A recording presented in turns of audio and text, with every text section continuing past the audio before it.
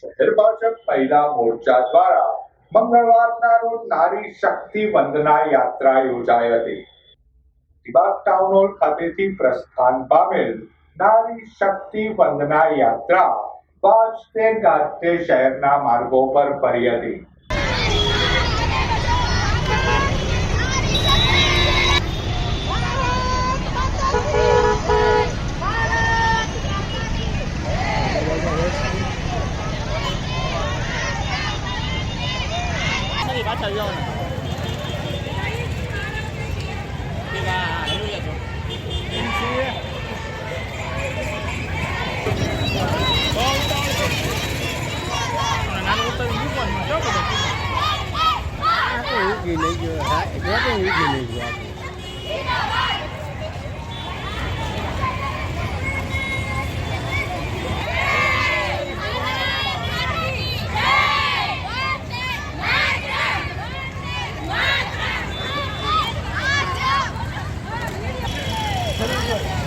Ya là